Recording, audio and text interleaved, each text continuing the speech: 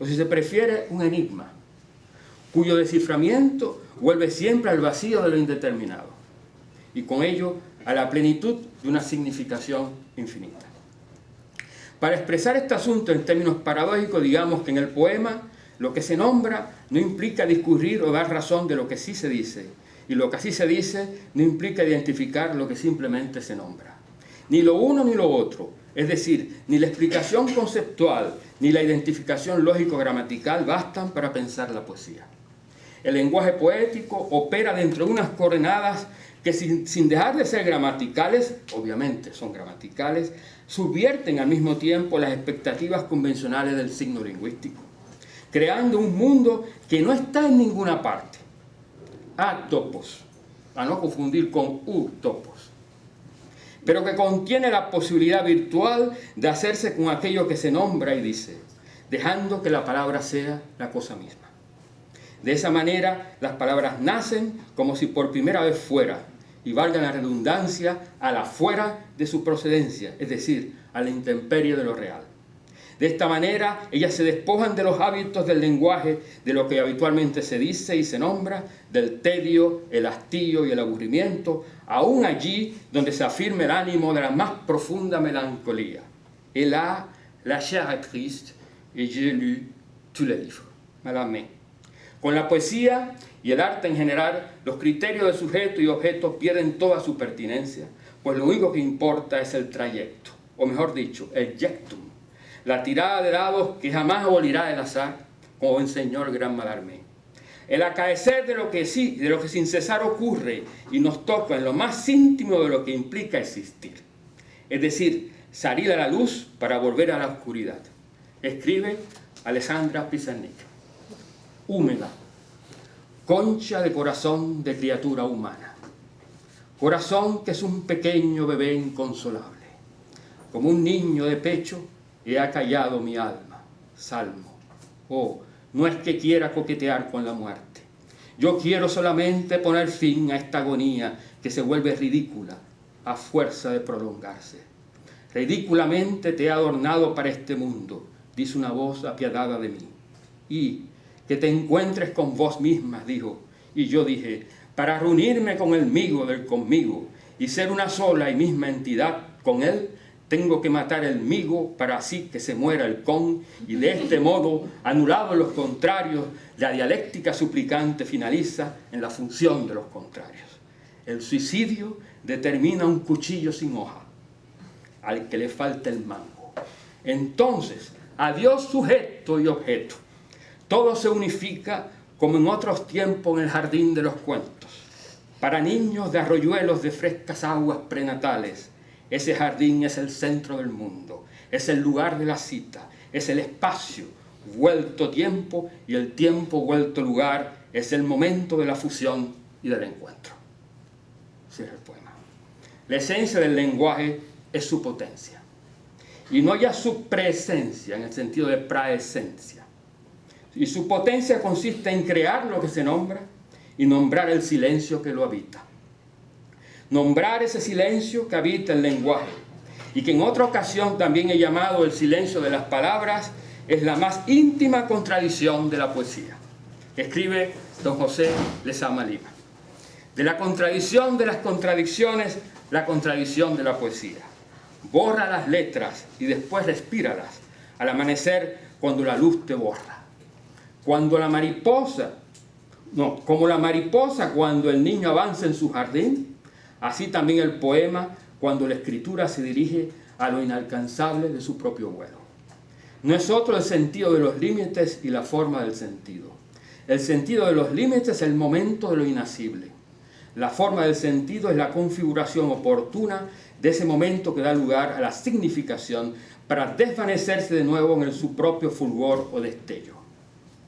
La forma es un contenido, la distinción convencional entre forma y contenido pierde así toda su pertinencia. La forma es un contenido porque se contiene a sí misma en virtud de sus límites. El contenido es una forma porque se despliega de acuerdo con sus propias coordenadas espacio-temporales o su cronotopos, para valerme de una valiosa expresión poética de Albert Einstein. Es un término de Einstein, muy poético de hecho. Puesto que la poesía rebasa el signo lingüístico, esto es, la dialéctica del significante y del significado, para fundar un juego de signos y señales que le es propio, el sentido conforma la extrañeza de una significación que se diluye y se restituye en la forma que se hace con el contenido y el contenido que se hace con la forma. Escribe don Luis de Góngora: menos solicitó veloz saeta, destinada señal que mordió aguda. Agonal carro por la arena muda, no coronó con más silencio meta, que presurosa corre, que secreta a su fin nuestra edad. A quien lo duda, fiera que sea de razón desnuda, cada sol repetido es un cometa. La forma es el soneto. El contenido lo da el título de la engañosa brevedad de la vida. Sin embargo, resulta evidente que dicho contenido solo es concebible en tanto que despliegue del sentido de los límites por vía, en este caso, de la contención de la forma que el soneto crea. Es decir, de la rima y el ritmo entendidos como lo que son el encadenamiento musical de un determinado pensamiento poético. El silencio del lenguaje envuelve también los silencios musicales del poema. La enrarecida sinfonía de un hecho del pensamiento, tenue sonoridad de la significación, la poesía, tan cerca de la idea, es por excelencia música. Estas expresiones de Mallarmé son muy valiosas para dar a entender de qué manera el silencio que habita el lenguaje no es la ausencia de palabras o el mutismo. De la misma manera que la música solo se aprecia en virtud de la fugacidad de los sonidos, así también el poema solo se capta cuando se canta desde el silencio de las palabras. Aquello a lo que un poema elude al mismo tiempo el confinamiento del sentido. Puesto que se trata de una idea musical, el pensamiento poético se construye en base a la tenue sonoridad de su evanescencia, marcando así el ritmo de su secuencia significativa. El esfuerzo consiste en todo momento en llevar la palabra al límite de sus posibilidades, dando paso a la renovación incesante del lenguaje, que es la tarea propia de cada poema.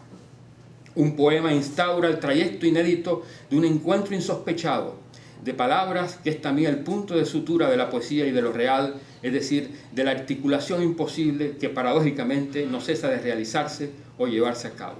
El sol no es un cometa, pero el verso "cada sol repetido es un cometa" permite concebir e inteligir de inmediato la fugacidad indeleble de la existencia y la persistencia de la luz. De esta manera el poeta canta lo que realmente ha vivido, no ya como un asunto privado o subjetivo, sino, por el contrario, como esa experiencia común, y el término es de Aristóteles, koineastesis, que pasa por el lenguaje y se abisma en el silencio. Escribe Evaristo Rivera Chebremont. Otros han cantado el silencio, sin haberle oído nunca. Yo le canto porque le he oído y le he visto. Yo sé del silencio de un mar en las soledades de sí mismo. Yo sé del silencio de un mundo que se desconoce. Una tarde ella me tomó por el brazo. Entre dos paredones se deslizaba una franja de sol que caía sobre las hierbas. El silencio es lo que se abre o expone al infinito de la significación, al punto de disipación del lenguaje que es también el resorte de su acción. ¿Dónde empieza y acaba un punto? Dado que el límite es precisamente el momento del devenir, es decir, el trayecto de ese movimiento que es metabolismo y transformación. Se podría incluso pensar en términos del infinito ínfimo. Esto es, de lo que no contiene nada que no sea la proliferación y la abundancia de las formas, y por lo tanto el eje excéntrico de sus determinaciones. En este contexto habría que tener en cuenta, aunque sea de pasada, lo que podríamos llamar la fábula de lo inefable, y por otra parte el ideal de un metalenguaje. La fábula de lo inefable nos habla de las limitaciones de las palabras, de su insuficiencia o incapacidad, para decir y nombrar el sobrecogimiento, lo que sobrepasa la condición humana. Sin embargo, insistamos en ello, los límites del lenguaje no son una limitación. Cierto es que llegado el momento no hay nada más que decir. Tacere è la nostra virtù, dice Cesare Pavese, callar es nuestra virtud. Pero esto no se debe confundir con impotencia, incapacidad o carencia.